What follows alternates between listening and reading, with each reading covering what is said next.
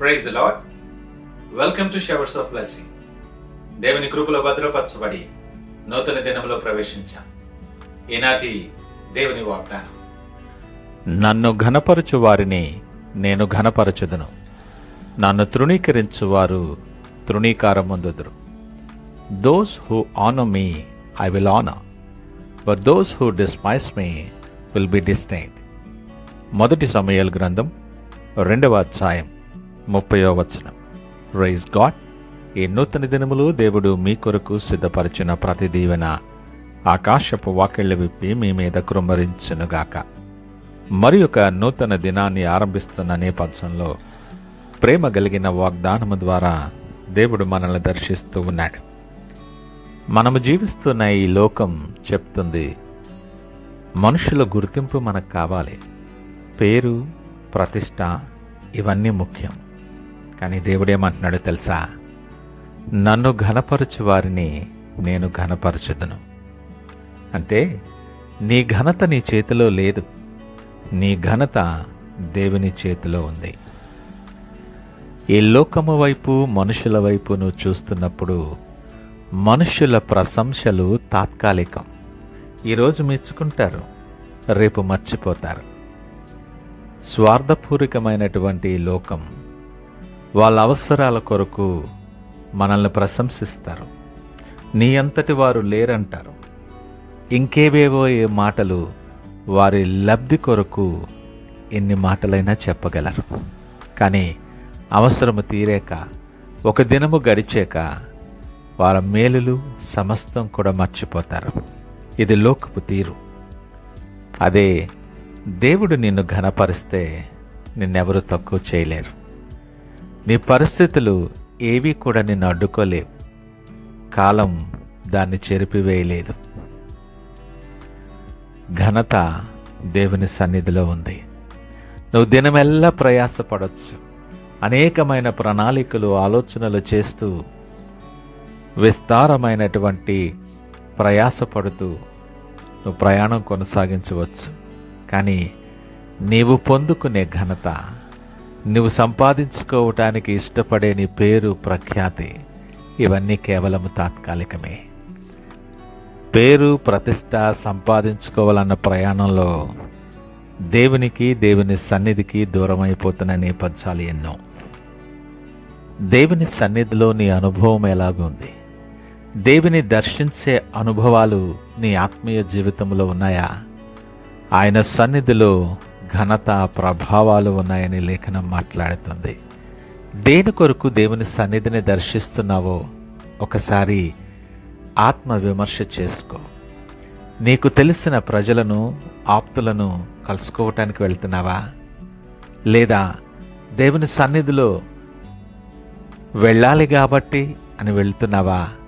లేదా బలవంతంగా నువ్వు దేవుని సన్నిధికి వెళ్తున్నావా? ఆయన సన్నిధి విశ్వాసముతో నువ్వు దర్శించవలసిన స్థలం. ఎందుకంటే ఆయన సన్నిధిలో సంపూర్ణ సంతోషాలున్నాయి. ఆయన సన్నిధిలో బల సౌందర్యాలున్నాయి. ఆయన సన్నిధిలో ఘనత, ప్రభావాలు ఉన్నాయి. ఈ లోకం ఇవ్వలేనటువంటి ఆశీర్వాదాలు. ఒకవేళ లోకము నుండి నువ్వు ప్రయాసపడి పొందినా అది తాత్కాలికమైనటువంటిదని నువ్వు గ్రహించాలి. దేవుని సన్నిధిలో స్థిరమైనటువంటి, శాశ్వతమైనటువంటి, నీ దగ్గర నుండి ఎవ్వరూ తీసుకోలేనటువంటి ఆశీర్వాదాలు నువ్వు పొందుకుంటావు. కానీ చాలాసార్లు మన పనుల నేపథ్యంలో, మన ఆలోచనల నేపథ్యంలో దేవుణ్ణి తృణీకరిస్తాం. అంటే దేవుని మాటను చాలా తేలిగ్గా తీసుకుంటాం. పాపాన్ని, లోకపు అలవాట్లను చాలా సులువుగా మనం అన్వయించుకుంటాం. దేవుని హెచ్చరికలను, గద్దింపులను నిర్లక్ష్యం చేస్తాం. ఇది కఠినమైన మాట అనిపిస్తుంది మనకి, కానీ అది ప్రేమతో ఇచ్చిన హెచ్చరిక అని గ్రహించలేం. మనుషుల మెప్పు కాదు నీకు కావాల్సింది. నీ జీవితంలో దేవుని ఘనత ప్రాముఖ్యమైనటువంటిది. నువ్వు తక్కువగా కనిపించినా పర్వాలేదు, కానీ దేవుని దృష్టిలో నువ్వు ఘనుడిగా ఉండాలి. ఈ మాటలు వింటున్న ప్రియ దేవుని జనాంగమా, ఒకసారి ఈ వాక్యపు వెలుగులో, ఈ వాగ్దానపు వెలుగులో మన ఆత్మ పరిశీలన చేసుకుందామా? నీ జీవితంలో నిజంగా దేవునికి మొదటి స్థానం ఉందా? నీ ఆలోచనలో, నీ ప్రణాళికలో, నీ ప్రయాణంలో, నీ కుటుంబంలో దేవునికి మొదటి స్థానం ఉందా? దేవుణ్ణి ఘనపరుస్తున్నాను, విశ్వాసిగా ఉన్నాను, భయపడుతున్నాను అని నువ్వు ప్రకటించే ఈ మాటల్లో ఒక ఆలోచన చేయి. నువ్వు దేవుని ఘనపరిచేది మాటలతోనా, లేదా సంపూర్ణ విశ్వాసముతో కూడిన నీ నిర్ణయాలతోనా? నన్ను ఘనపరచు వారిని నేను ఘనపరచుదుననేది దేవుని ప్రత్యుత్తరం. ఇది ఆశతో నిండిన మాట. మనుషుల్లా దేవుడు మర్చిపోడు. ఆయన ప్రతి విషయాన్ని, ప్రతి ఆలోచనను గమనిస్తాడు. మాట నీ నాలుకకు రాకమునిపే ఆయన ఎరిగిన దేవుడు.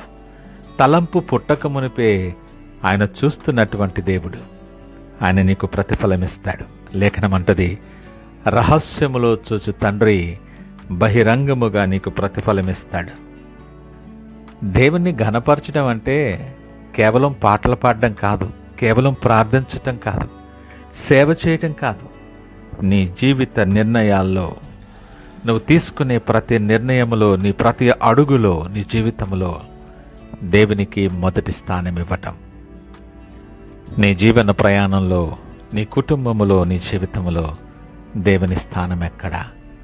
ఘనపరచవలసినటువంటి దేవుణ్ణి నీ జీవన ప్రయాణ మార్గములో ఆయన స్థానం ఎక్కడా? ఆలోచన చేయి. ఈ ఉదయకాలం దేవుడు నీతో, నాతో సూటిగా మాట్లాడుతున్నాడు. నువ్వెవరివైనా, ఏ పరిస్థితుల్లో ఉన్నా ఆయనను ఘనపరచగలిగితే, నీ మాట ద్వారా, నీ కార్యము ద్వారా, నీ నిర్ణయాల ద్వారా ఆయనను ఘనపరిస్తే ఆయన నిన్ను ఘనపరచబోతున్నాడు. ఈ గొప్ప దీవెన స్వతంత్రించుకునేలాగున సంపూర్ణ విశ్వాసంతో సిద్ధపడి ప్రార్థనతో ఈ దినాన్ని ఆరంభిద్దామా? ప్రార్థించుకుందాం. మహోన్నతుడు, నమ్మకమైన మా యేసయ్యా, స్తోత్రాలు, వందనాలు. ఈ ఉదయకాలం నిన్ను ఘనపరిచే హృదయాలు మా జీవితంలో ఉన్నాయా అని పరీక్షించుకునేలాగున మాతో సూటిగా మాట్లాడినందుకు మీకు వందనాలు. అయా, మా హృదయాన్ని పరీక్షించి మా జీవితం అంతటిలో నిన్ను ఘనపరిచేటటువంటి జీవితం మేము జీవించగలుగులాగున మమ్మలను ఆశీర్వదించమని ప్రార్థన చేస్తున్నాను.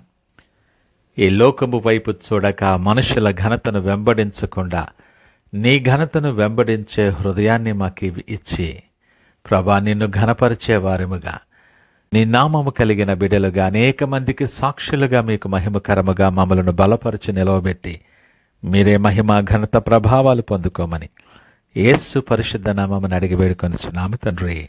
ఆమేన్. God bless you.